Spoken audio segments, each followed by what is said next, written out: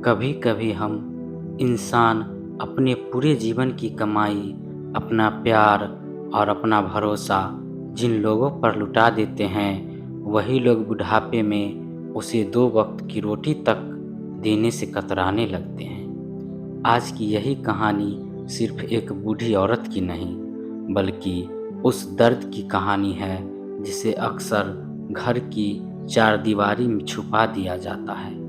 यह है महान लेखक मुंशी प्रेमचंद की बेहद भावुक कहानी, बूढ़ी काकी। गांव के एक पुराने घर में एक बूढ़ी काकी रहती थी।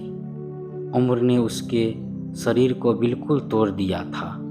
हाथ पैर जवाब दे चुके थे, आंखों की रोशनी धुंधली पड़ चुकी थी और अब उनके जीवन में केवल एक ही इच्छा बची थी, पेट भर भोजन। जब घर में पकवान बनते, घी और मसालों की खुशबू उनके कमरे तक पहुंचती, तो उनका मन तड़प उठता।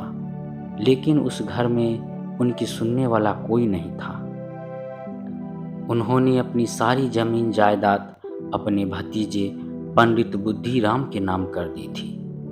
उन्हें लगा था कि बुढ़ापे में वही उनका सहारा बनेगा, लेकिन संपत्ति मिलते ही रिश्तों का रंग बदल गया।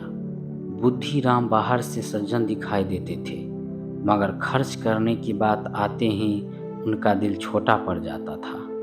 और उनकी पत्नी रूपा घर संभालती थी, मगर बूढ़ी काकी की भूख और मजबूरी से अक्सर बोझ लगती थी।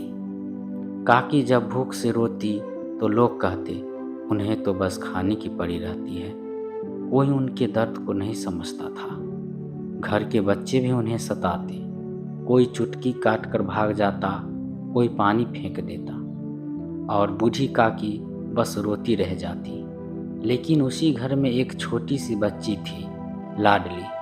वही एक थी जिसे काकी से सच्चा प्यार था।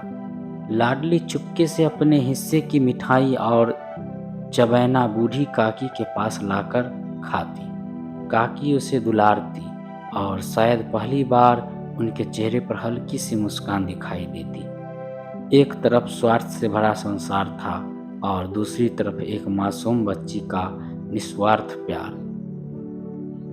दोस्तों, बूढ़े लोग बोझ नहीं होते, वो उसी पेड़ की तरह होते हैं जिसकी छांव पूरे परिवार को बड़ा होता है। जिस घर में बुजुर्गों का सम्मान नहीं होता, वहाँ सुख कभी टिक नहीं सकता।